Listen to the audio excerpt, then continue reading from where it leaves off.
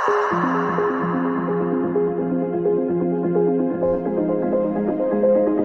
wondered how businesses run massive applications without bulky hardware? Or how you can access files anytime, anywhere? Welcome to the world of cloud computing, where computing power meets convenience. In simple terms, cloud computing lets you rent computing resources instead of owning them. Need storage, processing power, AI-driven solutions? The cloud has got covered. Stick around as we dive into the basics, benefits, and real-world applications of cloud computing. Let's decode the cloud together.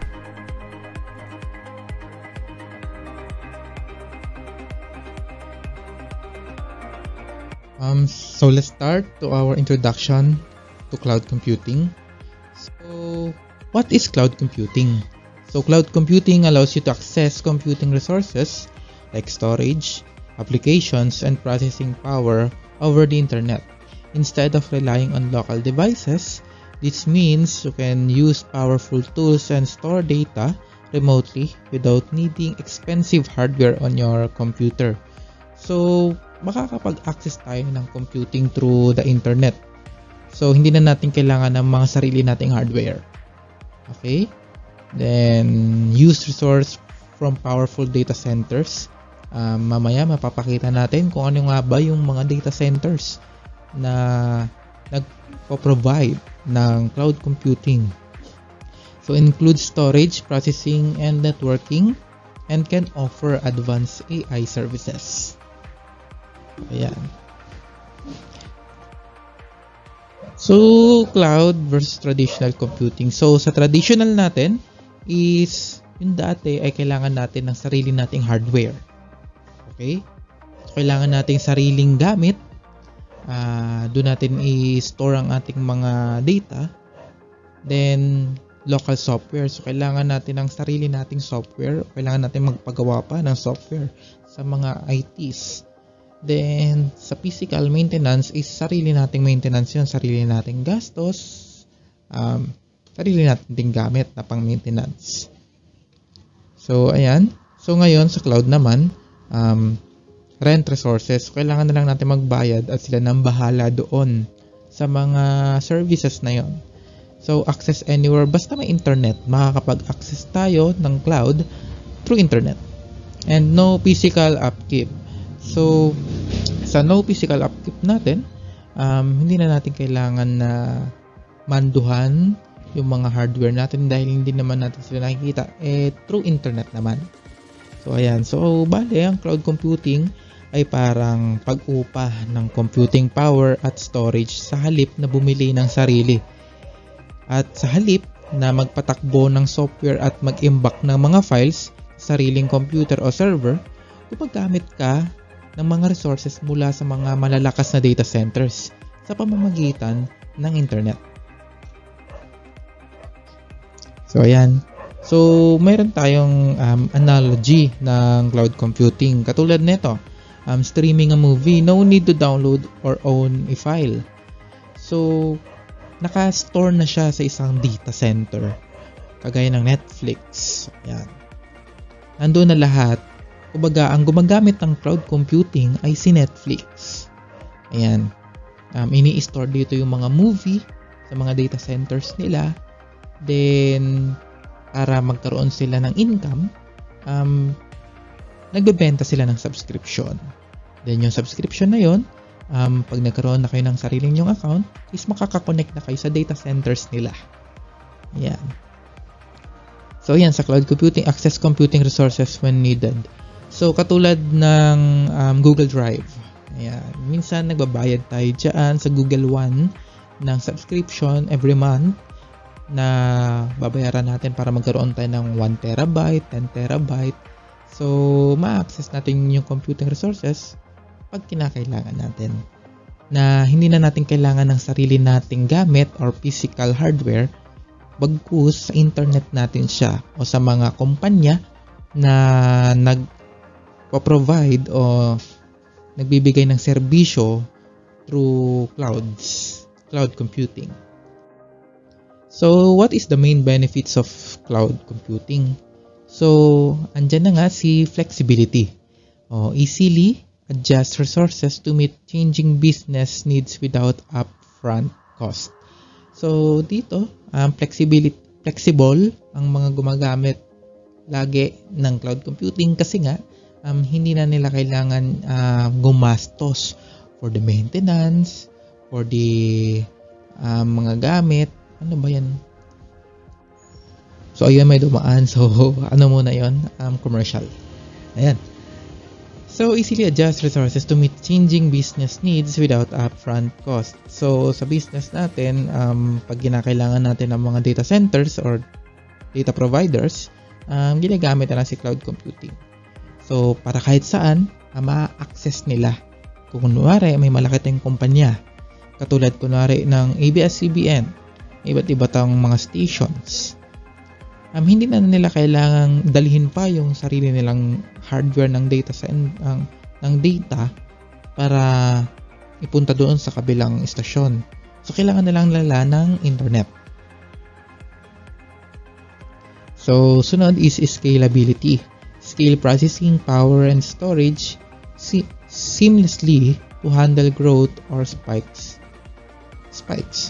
So, ayan. Dito, yung storage is hindi na natin kailangan yung physical hardware. Hindi na natin kailangan mag-upgrade, hindi na natin kailangan ibenta dahil kumokonekta na tayo sa mga kumpanya na nagpo-provide ng data hardware. So, cost efficiency, mas dihamak na mas mura ito kaysa sa mga physical hardware na kailangan pa natin bilhin para magkaroon tayo ng sarili nating data center. So, dito, kung ano lang yung kailangan mo, yun lang yung babayaran mo. Okay? Then, next natin. So, ayan. Ito na yung key cloud providers. Andito si Microsoft Azure. So, ito yung mga nagpo-provide ng mga data center. Maaari na nilang gawin ito para sa iyo. Mag-store ng mga sa storage files, kagaya ng Netflix. Ayan, ini-store nila yun dyan sa Microsoft Azure, sa Google Cloud, or Amazon Web Services. Sila yung may mga maraming data center. Okay? May marami silang physical hardware. So, kumbaga para tayong umuupa tayo ng data center sa kanila. Okay, how cloud computing works. So, number 1 natin is yung request. User send tasks to cloud. So, kunwari ako ay gagamit ako ng isang cloud for the files. Mag-i-store ako doon. So, kailangan natin mag-upload. O di kaya, kung medyo marami naman, also kailangan natin for enterprises, kailangan natin mag-avail ng subscription. Okay? Kailangan natin mag-avail ng subscription at para mabigyan tayo ng sarili nating data. Yan, data center. Yan, parang mga maliliit na chip. Kasi yung malaki yon, mainframe computer yon. Yung ginagamit doon, yung mga racks. Yan, malalaki yon. Yun yung mga data center. Mamaya papakita ko sa inyo katulad nitong picture na yan. Yan. Yan yung tinatawag nating data server. Or data center, data server, ayan. And then, number 2 is processing. Data centers handle computing. Pag nagpasa ka doon ng isang application, di kaya, kunwari, nagmamayari ka ng isang kumpanya katulad ng Netflix. Ayan, ipapasa mo sa kanila, then sila nang bahala doon mag-process at mag-compute ng mga datas. Then sa storage, kung sa mag-upload ka ng movie, ayan, the files saved remotely. And then the response results sent back promptly. So, ayan, pagkatapos natin mag-upload, so, na-save na doon. Kumbaga para tayong nag-send lang sa kanila, parang sila yung ating ginawang storage. Ayan, sila yung ginawa natin storage and sila na bahala mag-process nun. Sila na bahala mag-compute ng mga datas. Ayan. And yung response is yung makakanood na sila ng movie, naka-avail sila ng subscription, and napupunta sa'yo yung kinikita. Ganun lang kabilis yung introduction ng cloud computing.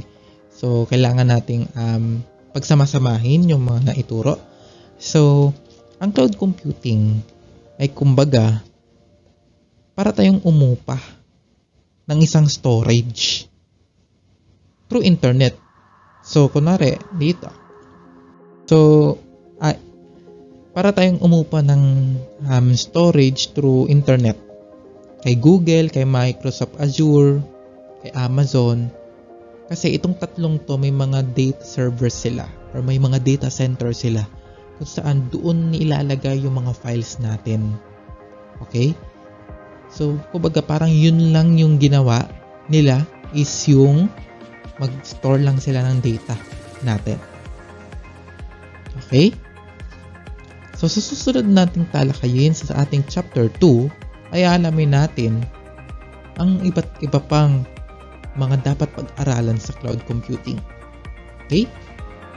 Sana may naintindihan tayo at maraming salamat.